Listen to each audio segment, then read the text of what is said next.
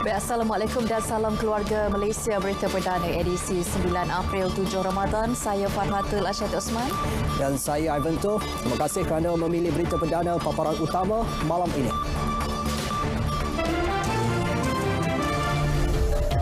Permohonan pakej peranti siswa keluarga Malaysia dibuka minggu depan.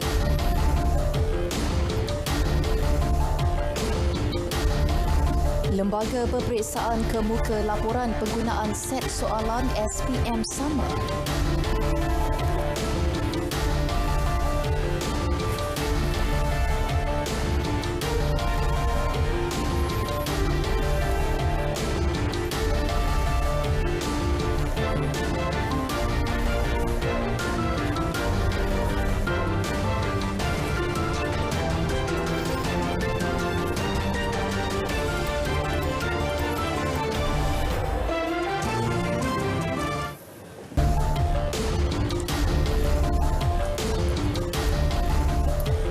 Pelan Hala Tuju Teknologi dan Produk Nano Negara 2021-2025 akan memberi banyak manfaat sosioekonomi kepada Malaysia. Ini termasuk mencipta 33,391 peluang pekerjaan selain menyumbang 151.5 bilion ringgit kepada keluaran dalam negara kasar KDNK. Perdana Menteri Datuk Seri Ismail Sabri Yaakob dalam kenyataan memaklumkan mesyuarat Majlis Sains Negara NSC yang dipengerusikan semalam membincangkan pelan hala tuju berkenaan yang wajar diaplikasikan kepada pelbagai industri.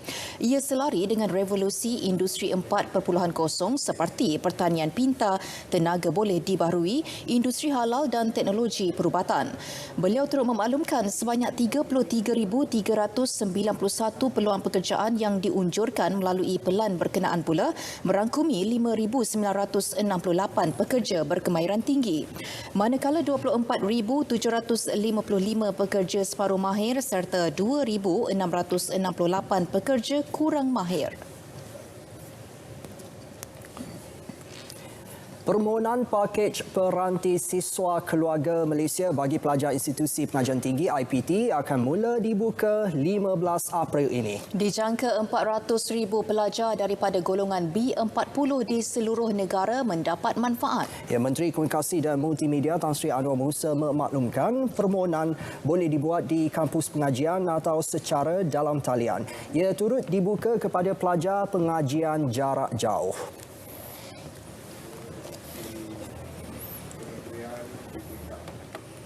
Kalau dia key in dia punya nombor kad pengenalan atau nombor metrik, dia akan appear lah. Kalau dia itu dah sememangnya B40, tetapi saya juga tidak menafikan mungkin ada yang tercicir.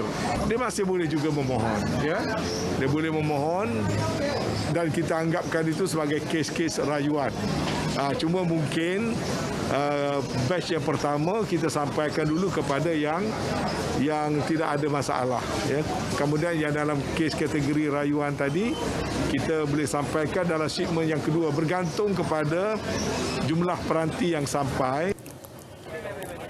Peranti dijangka diagihkan pada minggu kedua bulan Jun. Tan Sri Anwar menafikan ia berkualiti rendah. Sebaliknya, peranti terbabit turut dilengkapi jaminan pengeluar.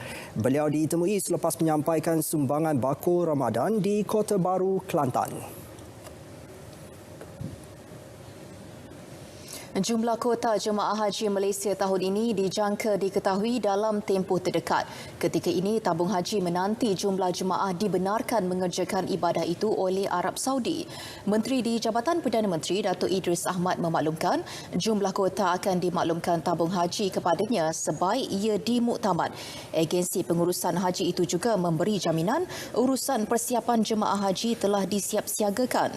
Beliau mengulas kenyataan Kementerian Haji dan Umrah Arab Saudi yang mengumumkan 1 juta umat Islam bawah 65 tahun dibenar menunaikan haji tahun ini. Dan ini pula susulan dakwaan penggunaan set soalan sama bagi sesi kedua peperiksaan CJ Pelajaran Malaysia SPM 2021. Kementerian Pendidikan menanti laporan Lembaga Peperiksaan Malaysia berhubung perkara terbabit. Tindakan susulan bakal diambil selepas penelitian dibuat. Saya pun baru terima maklumat tersebut. Jadi apapun saya rasa kita kena meneliti laporan yang akan disediakan oleh lembaga peperiksaan dan kita akan bincang dan tindakan susulan yang berpatutan akan diambil. Sesi kedua SPM dikhususkan untuk pelajar yang tidak dapat mengambil peperiksaan baru-baru ini kerana COVID-19, banjir atau diberi pengecualian khas oleh pengarah peperiksaan. Operasi mencari dan menyelamat SAR seorang lagi remaja Nathan Renze Chasters yang dilaporkan hilang di Mersing, Johor ditamatkan. Berdasarkan kedudukan dua mangsa lain ditemukan awal pagi tadi, pihak berkuasa percaya mangsa yang masih hilang berada di perairan Indonesia. Operasi pengkalan hadapan cari lamat PHC Mersing bagi remaja Belanda berusia 14 tahun itu ditutup 1:30 tengah hari tadi. Ketua Polis Daerah Mersing, Superintendent Cyril Edward Nuing berkata, pihak Indonesia telah dihubungi bagi meneruskan operasi SAR di sekitar perairan Pulau Bintan. Bagaimanapun, operasi dan rondaan harian aset pasukan Polis Marin Wilayah 2 Maritim Malaysia dan Jabatan Laut tetap diteruskan seperti biasa.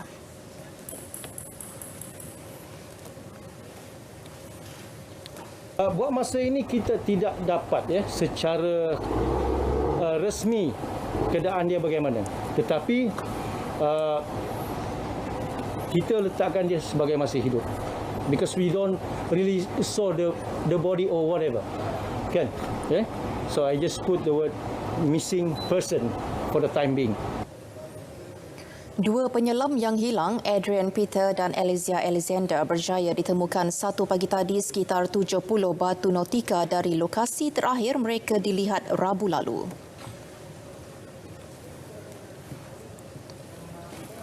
Dalam pada itu, Menteri Besar Johor Datuk Onn Hafiz Khazi memaklumkan pihaknya telah berhubung dengan Indonesia agar membantu mencari penyelam remaja berkenaan.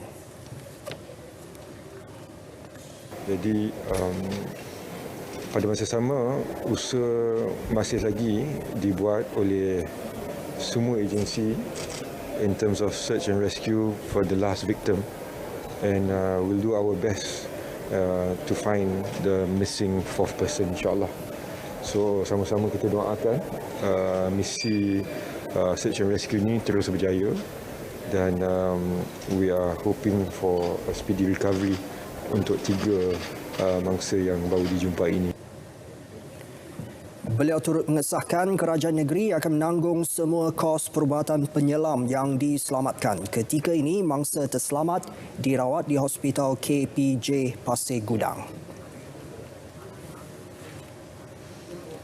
Individu 21 tahun ke bawah di Sarawak yang belum ditentukan status warga negara akan diberi dokumen sementara yang dikeluarkan Pejabat Premier.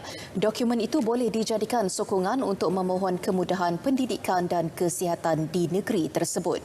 Menurut Menteri Pembangunan Wanita, Kanak-kanak dan Kesejahteraan Komuniti Sarawak, Datuk Seri Fatimah Abdullah, permohonan dokumen boleh dibuat melalui Jawatan Kuasa Khas Status Kewarganegaraan.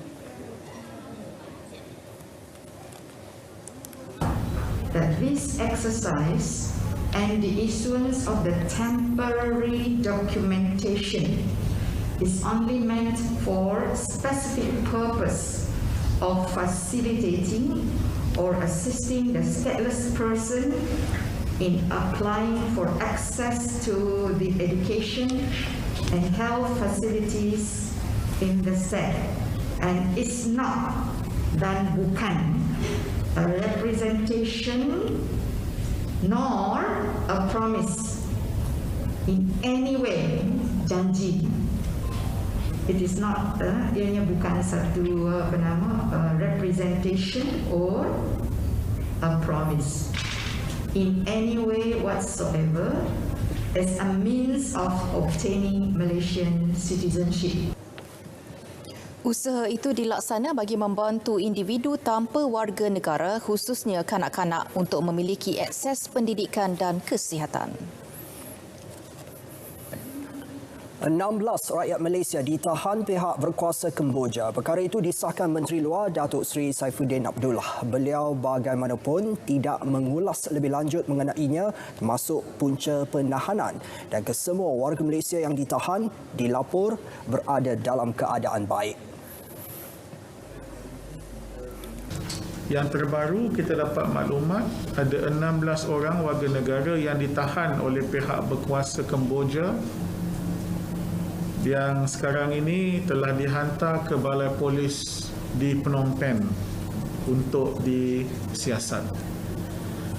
Selalunya apa yang berlaku ialah sebaik saja kita dapat maklumat ini, maka malawakil akan hantar wakil ke pejabat polis itu dan cuba mengadakan pertemuan dengan mereka yang ditahan ini.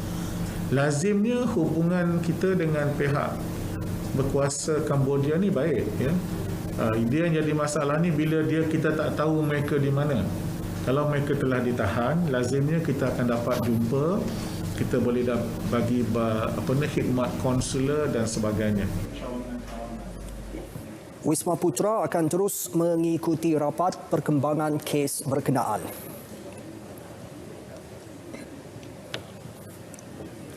Dakwaan bahawa lebih 10,000 rakyat Malaysia menjadi pendatang asing tanpa izin parti di Thailand adalah tidak berasas. Kementerian Luar menegaskan jumlah sebenar jauh lebih kecil. Ya, sehingga kini hanya 72 warga Malaysia yang berdaftar dengan Konsulat Jeneral Malaysia di Songkla. Kenyataan itu dibuat bagi mengulas laporan media tempatan yang mendakwa lebih 10,000 rakyat Malaysia terperangkap di Thailand dan menjadi parti kerana pas sempadan mereka telah luput. Kementerian Luar memaklumkan penelitian lanjut sedang dijalankan berhubung perkara itu. Buat masa ini, rakyat Malaysia di Thailand yang memegang dokumen perjalanan tamat tempoh akibat sekatan pergerakan diminta segera hadir ke Pejabat Konsulat Jeneral Malaysia di Songkla. Ia bagi membolehkan bantuan sewajarnya diberi, termasuk urusan pulang ke Malaysia. Sejak Perintah Kawalan Pergerakan dilaksana pada Mac 2020, lebih 2,000 rakyat Langkah penstrukturan semula tol yang diumum Perdana Menteri pada Isnin lalu membolehkan pengguna lebuh raya membayar caj lebih rendah berbanding amaun yang layak diterima syarikat konsesi berdasarkan perjanjian masing-masing. Kenyataan Amanat Lebuh Raya Rakyat Berhad ALR memaklumkan tanpa penstrukturan semula dan kadar trafik terus bertambah, kerajaan terpaksa terus membayar pampasan tol yang semakin meningkat. Kadar tol juga akan naik hingga mengakibatkan beban keuangan pengguna bertambah. Sebagai penyelesaian, kadar tol syarikat konsesi perlu ditetapkan pada kadar semasa dengan menyingkirkan sebarang keperluan untuk kerajaan membayar pampasan dan risiko kenaikan tol pada masa depan yang merugikan pengguna. ALR turut memaklumkan dalam mana-mana penstrukturan semula tol, tempoh konsesi perlu dilanjutkan bagi mengimbangi kehilangan pendapatan syarikat-syarikat konsesi dan pembayaran balik ke semua hutang pemegang suku.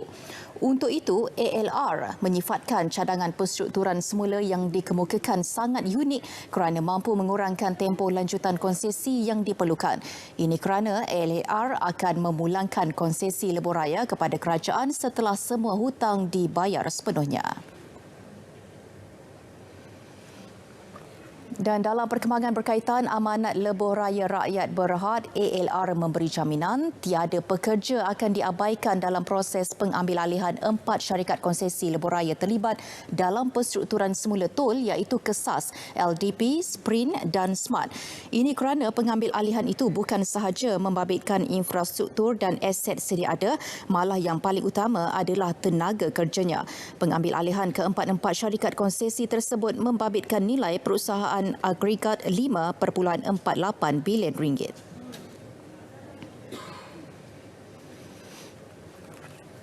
Kempen saham Aidilfitri 2022 dilancarkan Bursa Malaysia Berhad. Pelabur berpeluang menang e-voucher kedai elektrik bernilai sehingga RM35,500 dengan membuka akaun dagangan syariah sehingga 30 Jun.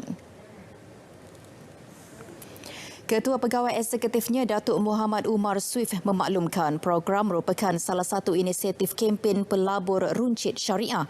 Ia bertujuan meningkatkan kesedaran termasuk aktiviti urus niaga saham tersenarai serta produk pelaburan syariah di Bursa Malaysia AI. Ia merupakan platform pelaburan dan perdagangan sekuriti patuh syariah pertama di dunia. Kempen saham Aidilfitri 2022 disokong 7 broker, antaranya Affin Hwang Investment Bank Berhad, M Investment Bank Berhad dan CGS CIMB Securities Berhad. Meski baru masuk 7 Ramadan, namun umat Islam sudah sibuk melakukan persiapan menyambut Aidilfitri. Ya, suasana hari pertama Bazar Aidilfitri di Lorong Tuanku Abdul Rahman Ibu Negara dilapor meriah dengan pengunjung dari seluruh negara. Ya, untuk gambarannya, kita terus saja bersama wartawan Amirul Syafiq di lokasi. Silakan. Amirul. Baik, seperti sedia maklum, Bazar Aidilfitri Jalan Tau merupakan lokasi wajib singgah menjelang Aidilfitri saban tahun. Ratusan warga kota sanggup beratur panjang semata-mata hendak dapatkan harga duran runtuh, terutamanya malam hari raya. Bagi mendapatkan maklumat lebih lanjut mengenai penganjuran bazar tahun ini, kita bersama Timbalan Pengarah Kanan Jabatan Pelesenan dan Pembangunan Perniagaan di BKL, Muhammad Muzammil Jamaluddin. Baik, Cik Muzammil, boleh kongsikan dengan kita mengenai penganjuran bazar kali ini dan apa penambahbaikan yang dibuat oleh DBKL? Okay, terima kasih RTM. Sebenarnya di Kuala Lumpur, bagaimana tuan-tuan sedia maklum, tahun lepas kita berada di dalam pasar VKP. Jadi pada tahun ini telah mendengar rintihan dan permintaan daripada para peniaga dan juga pada premis yang berhampiran. Kita telah melihat seperti tahun lepas kita mengadakan pagar besi dan juga kita juga mengadakan sistem penggiliran. Bagaimanapun kita telah mengadakan penambahbaikan selepas mendengar rintihan tersebut atas keprihatinan yang Kuala Lumpur. Kawalan hanya dibuat di pintu masuk dan kita akan mengawal apabila berlaku kesesakan, kita akan menutup pintu masuk tersebut untuk memastikan supaya kesesakan tadi telah beransur pulih. Boleh kongsikan dengan kita berapa banyak peniaga yang akan terlibat pada bazar kali ini dan tempoh operasinya? Pada tahun ini terdapat 206 peniaga yang berniaga di lorong Tunku Abdul Rahman ini dan masa operasi adalah pada 10 pagi hingga 12 tengah malam. Walau bagaimanapun untuk malam-malam hari Minggu kita sedia maklum ramai akan hadir ke sini. Jadi masa operasi telah ditambah daripada hari Jumaat hingga Ahad daripada jam 10 pagi hingga 2 pagi. Bagaimana pula dengan tapak pasar malam setiap hari Sabtu? Pada setiap hari Sabtu, tapak pasar malam yang biasanya berada di Lorong Ta telah dipindahkan ke Jalan Tunku Abdul Rahman dan masa operasi adalah pada 12 tengah hari hingga 12 tengah malam. Bagaimana pula dengan langkah DBKL untuk menghadkan kemasukan pengunjung dan adakah anak kecil dibenarkan ketika ini? Sebagaimana yang saya telah maklumkan tadi, kawalan hanya dibuat di pintu masuk utama. Dewan Mana Kuala Lumpur sebenarnya tidaklah menggalakkan untuk ibu bapa membawa kanak-kanak ke bazar. Walau manapun kita sedia maklumlah para ibu bapa akan mencuba pakaian tersebut. Jadi kita mengharapkan bahawa ibu bapa untuk mengawal selia anak-anak dalam setiap masa dan nasihat saya adalah kepada semua pengunjung adalah untuk mematuhi SOP yang telah ditetapkan seperti memakai penutup mulut dan yang lebih penting adalah mengelakkan di tempat-tempat yang sesak. Okey, Cik, terima kasih dari sekali. Baik, saya kira setakat itu saja pengkongsian yang dapat saya kongsikan bersama RTM. Kembali ke studio. Amirul, terima kasih. Kebenaran untuk kedai makan beroperasi 24 jam merupakan sesuatu yang ditunggu-tunggu keluarga Malaysia dan bagi umat Islam kelonggaran diberi lebih-lebih lagi pada bulan Ramadan benar-benar melegakan. Ia sebenarnya memudahkan mereka untuk mendapatkan atau menikmati juadah sahur di kedai makan. Ya, kita ikuti tinjauan wartawan Hairun Afendi.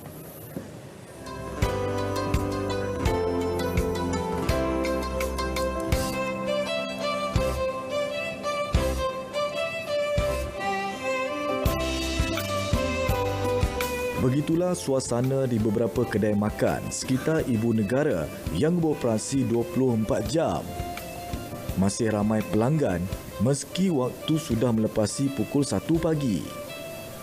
Majoritinya umat Islam yang mengambil peluang untuk bersahur di kedai makan selepas 2 tahun aktiviti itu tidak dibenarkan susulan Sekatan Pergerakan.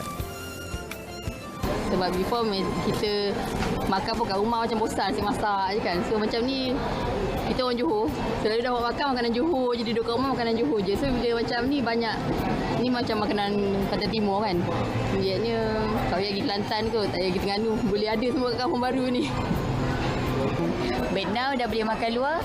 So macam sahur boleh kat luar, buka boleh kat luar. So fun lah, tak macam dulu.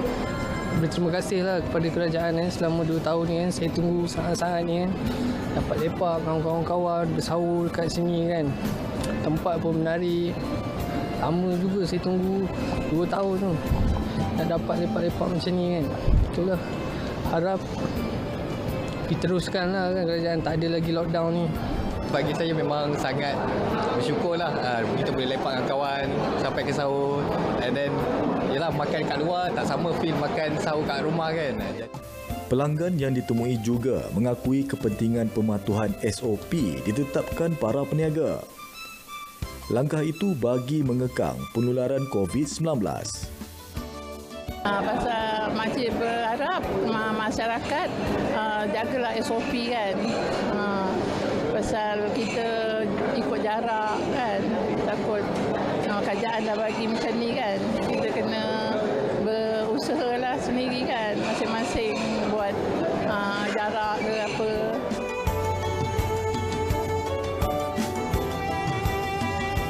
Okey, banyak kelebihan apabila kita bersahur, terutama dari sudut kesihatan.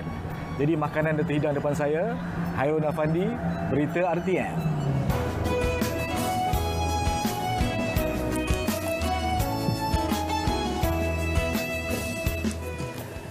Menggunakan kompang dan gendang untuk mengejutkan umat Islam bangun bersahur seawal pukul 3.30 pagi. Ya, itu antara aktiviti tradisi pada bulan Ramadan yang dilakukan penduduk Kota Tinggi Johor. Program yang bermula sejak tahun 2018 itu pernah dihentikan seketika akibat COVID-19. Dan tahun lalu aktiviti dilakukan terhad kepada 20 orang dan menggunakan motosikal sahaja.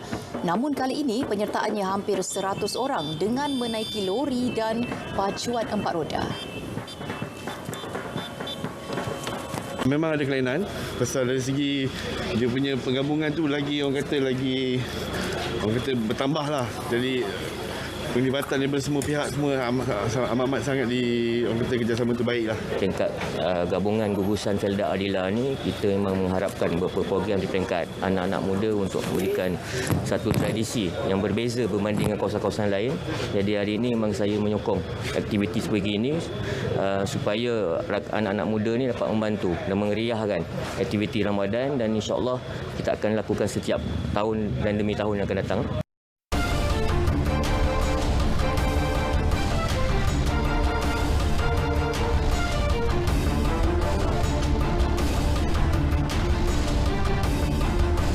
Assalamualaikum, salam sejahtera. Saya Syarul Islam dalam edisi Sukan malam ini.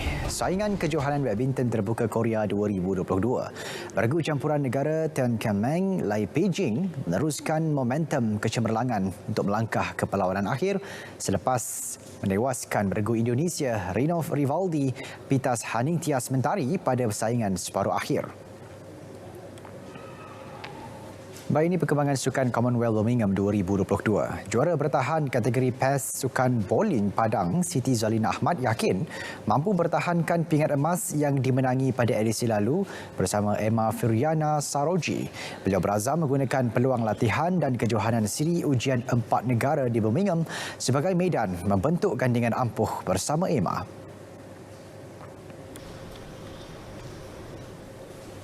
Pemenang 2 kali pingat emas Commonwealth acara individu itu berkata kejohanan disertai termasuk England, Wales dan Australia bakal menjadi kaya ukur tahap persediaan mereka menghadapi Commonwealth kali ini. Sebab nanti yang akan menyertai test series Indonesia adalah negara-negara yang kita jangka akan memberi tentangan dan juga antara negara-negara yang akan domasi orang kata podium nantilah. So dekat situ nanti bukan saja kita boleh tengok dekat mana kita punya kelemahan, kelebihan. Di situ juga nanti saya yakin pihak coach juga dapat mengatur strategi dari segi event, dari segi position atlet juga yang paling baik sekali nanti di sana. Beliau berkata demikian secara eksklusif kepada RTM di Bukit Kiara. Siti Zalina, rakan sepasukan serta jurulatih bakal berangkat ke Birmingham pada 20 April dan dijangka pulang ke Malaysia pada awal Jun depan. Sukan Commonwealth Birmingham bakal membuka tirai pada 28 Julai hingga 8 Ogos.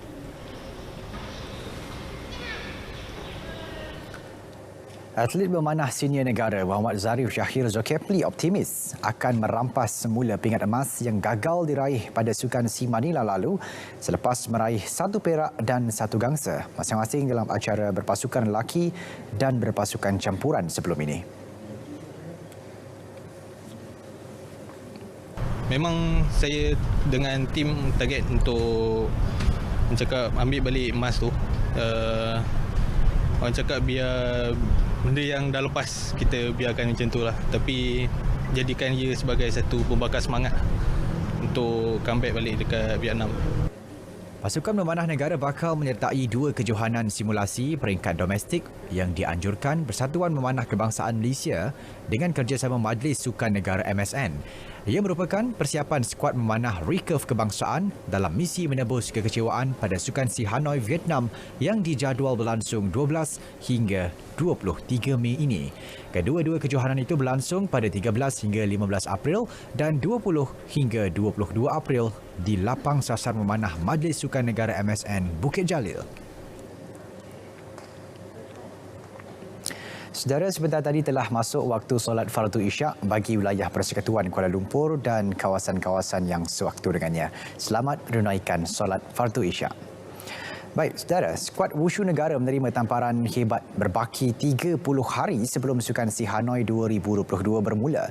Persekutuan Wushu Malaysia WFM dimaklumkan oleh Jawatankuasa Penganjur Sukan SEA Vietnam, SEAGOC, peraturan pertandingan 2015 terpaksa digunakan kerana juri antarabangsa yang kebanyakannya dari China berdepan larangan keluar negara dan tidak akan menjadi juri di Hanoi. Jelas Presiden WFM, Datuk Chong Kim Fat, pihaknya baru saja menerima maklumat dari SEAGOC mengenai perkara itu.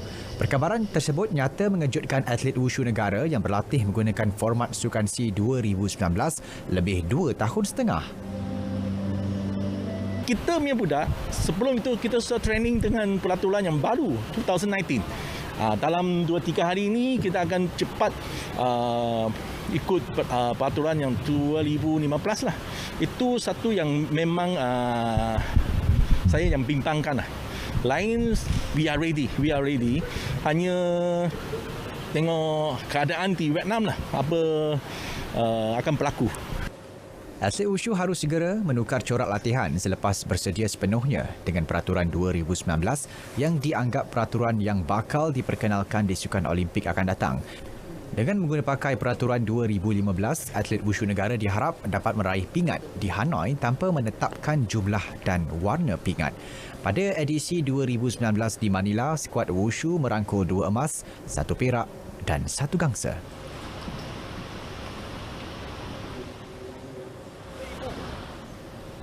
Sementara itu, atlet baharu wushu acara Taji Kuan dan Taji Jian Wanita, Mandy Sybil Chen berkata tidak berdepan dengan masalah dengan peraturan 2015 kerana menganggap sudah biasa dengan peraturan tersebut.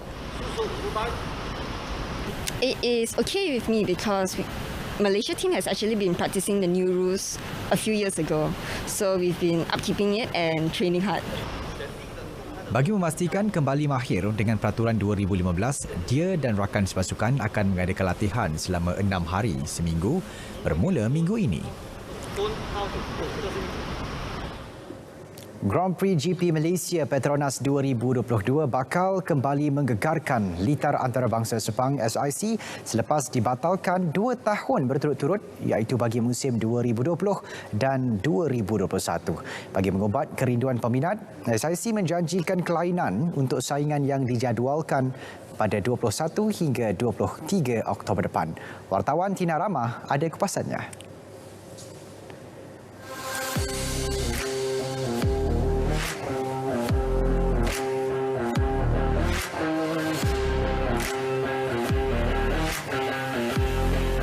Pastinya rata-rata peminat sukan permotoran tanah air terutamanya kejohanan motosikal dunia MotoGP teruja menanti deruman jentera dua roda di litar antarabangsa Sepang bagi musim 2022 setelah 2 tahun menyepi susulan pandemik COVID-19.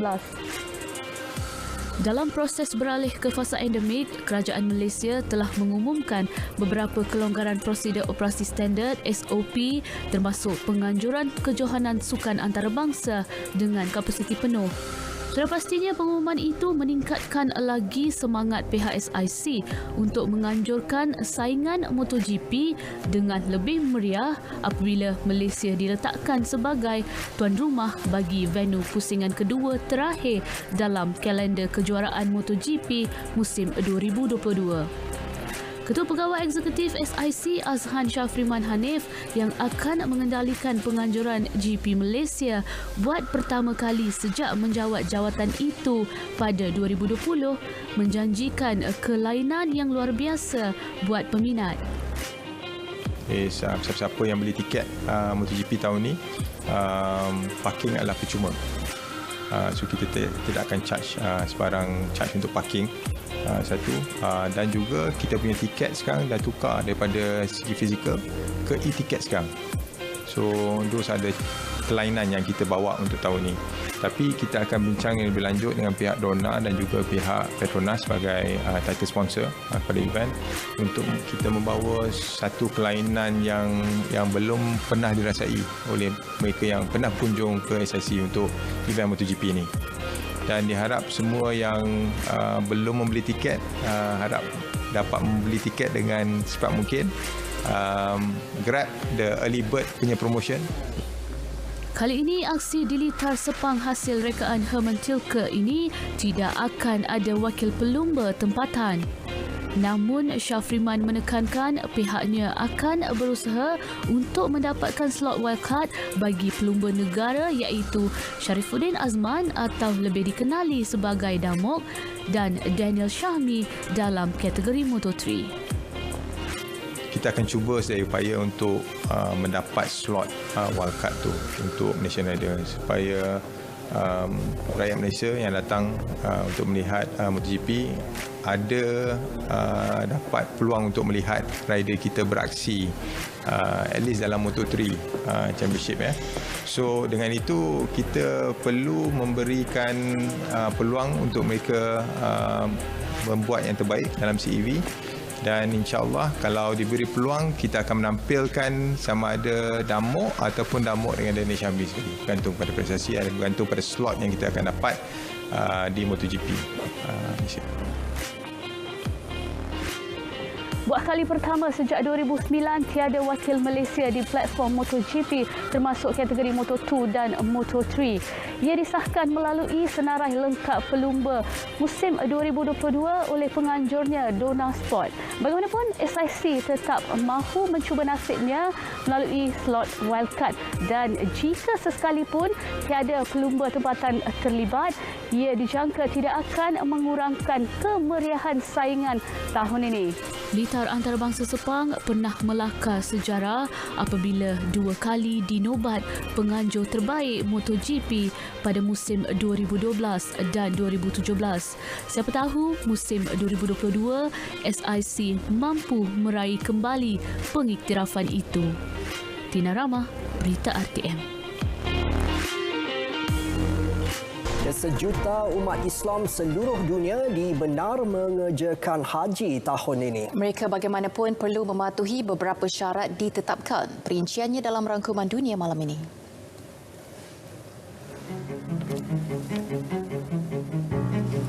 Kementerian Kementerian Haji dan Umrah Arab Saudi memaklumkan kebenaran melaksanakan ibadah haji hanya terbuka kepada individu bawah 65 tahun. Mereka yang dipilih perlu terdiri daripada individu yang lengkap vaksinasi. Para jemaah juga diwajib menjalani ujian saringan PCR COVID-19 dalam tempoh 72 jam sebelum berlepas. Tahun lalu hanya 60,000 jemaah domestik meliputi warga negara dan warga asing yang berada di Arab Saudi dibenarkan menunaikan haji. Pertubuhan Bangsa Bersatu PBB mengecam serangan Rusia ke atas stesen kereta api di timur Ukraine. Setiausaha Agungnya Antonio Guterres menyifatkannya sebagai sesuatu yang tidak boleh diterima. Ia merupakan pencabulan besar terhadap undang-undang dan hak asasi manusia. Sekurang-kurangnya 50 terbunuh termasuk 5 kanak-kanak dalam insiden serangan berkenaan. Sekumpulan penunjuk perasaan mengadakan bantahan susulan pendudukan Rusia ke atas Ukraine. Protes secara senyap itu diadakan di Washington Square. Sebahagian daripada mereka mengikat tangan dengan ribon dan menampal mulut masing-masing. Ada daripada peserta turut membawa bunga matahari iaitu bunga kebangsaan Ukraine. Bantahan dibuat sebagai tanda solidariti kepada golongan wanita dan kanak-kanak yang terkesan konfrontasi dua negara jiran berkenaan.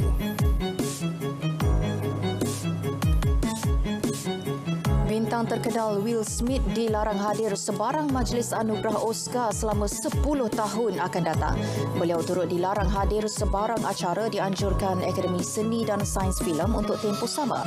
Keputusan dibuat anggota lembaga akademi 2 minggu selepas pelakon itu mengejutkan seluruh dunia dengan menampar pelawak Chris Rock di atas pentas. Panel bagaimanapun tidak memutuskan untuk menarik balik anugerah pelakon terbaik yang dimenangi Smith atau melarangnya mendapat sebarang pencalonan Oscar di masa hadapan. Dalam satu kenyataan balas, Smith berkata beliau menerima dan menghormati keputusan terbabit.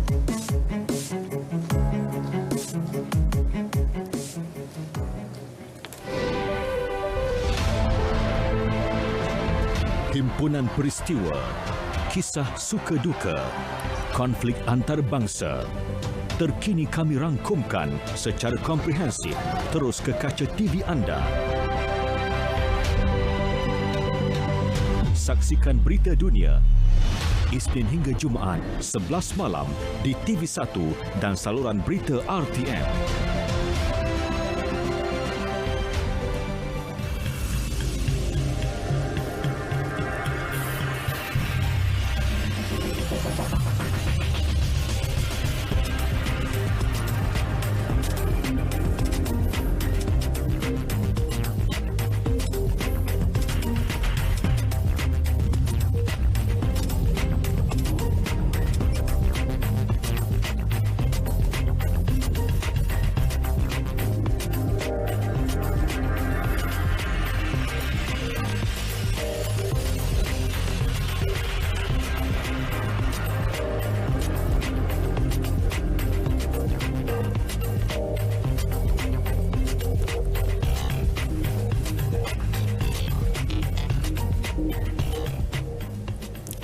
Ya, untuk segmen Ronda-Ronda Keluarga Malaysia minggu ini, wartawan Audi Muhammad Noor akan berkongsi kemeriahan Bazar Ramadan Jalan Raja Alang, Kampung Baru di Ibu Negara. Ya, kita saksikan. Kalau enggaklah, abang sekarang ayah dah nak buka dah abang nak apa? Mango madu. Mango madu satu. Alah, abang bagi mango madu. Kita ke perkembangan seterusnya. Satu lagi kes demam babi Afrika ASF direkodkan di Malaysia. Ya, selepas 2 ekor babi di ladang ternakan Kampung Baru Site A, Tanah Merah Port Dickson disahkan dijangkiti wabak berkenaan semalam. Pengesahan dibuat hasil ujian sampel yang dibuat ke atas haiwan di ladang berkenaan.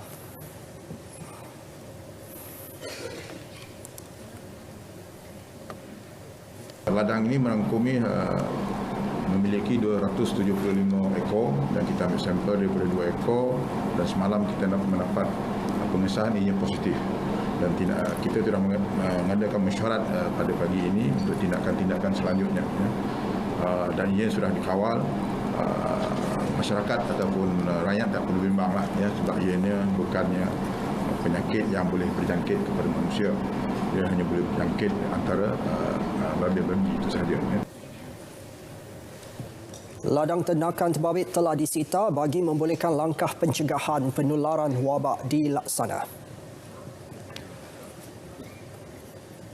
Pelancong tidak perlu lagi melakukan rapid test kit antigen RTKAG di lapangan terbang. Menurut Malaysia Airports Holding Berhad MAHB, melalui SOP terkini, pelancong antarabangsa hanya perlu melakukan ujian RTKAG dalam tempoh 24 jam selepas tiba di Malaysia di mana-mana kemudahan kesihatan swasta. MAHB menolak dakwaan mengenai pelancong dikehendaki melakukan RTKAG di tapak lapangan terbang. Namun kemudahan disediakan bagi penumpang yang ingin mendapatkan kemudahan melakukan ujian segera di lapangan terbang sebaik tiba. Setakat ini terdapat 4 pengendali kemudahan kesihatan swasta yang menyediakan perkhidmatan di 4 lapangan terbang.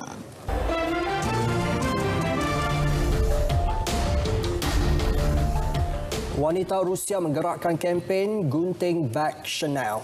Ia tanda protes selepas mereka dilarang membeli barangan jenama mewah itu. Saksikan dalam segmen hashtag. Sekatan itu dibuat Chanel yang menyifatkan golongan elit Rusia tidak memberi sebarang maklumat balas berhubung konflik Rusia-Ukraine yang meragut ramai nyawa manusia. Chanel turut meminta warga Rusia di luar negara yang mahu membeli barangannya untuk menandatangani aku janji bahawa mereka tidak akan memakai atau memaparkan jenama mewah itu di Moskow. Tindakan itu ditentang wanita elit Rusia termasuk model dan pelakon. Video memaparkan mereka menggunting beg Chanel tular di media sosial dengan hashtag #ByeByeChanel. Luca Lius, pelukis berbakat dari Milan, menghasilkan lukisan wajah raksasa yang menakutkan di kepala dan wajahnya. Lius mendakwa dirinya merupakan pelopor lukisan 3 dimensi di kedua-dua anggota badan tersebut. Video memaparkan aksinya tular dan ditonton jutaan netizen. Selain makhluk asing, dia juga berkebolehan melukis beberapa watak animasi popular, antaranya Mike Wazowski dari Disney Monster Inc.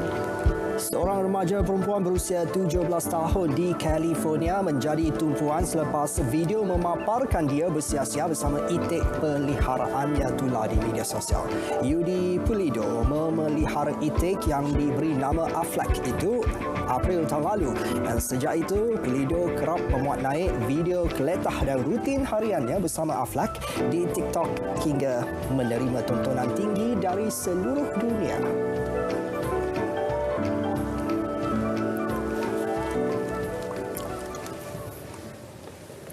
Berita perdana 9 April berakhir di sini. Terima kasih kepada pihak yang menyantuni iftar, petugas bahagian berita ehwal semasa RTM termasuk kami di seksyen Berita TV sepanjang Ramadan ini. Ya, terus berwaspada terhadap penularan COVID-19 dalam fasa peralihan ke endemik dengan memakai pelitup separuh muka. Dengan itu, Assalamualaikum. Salam keluarga Malaysia.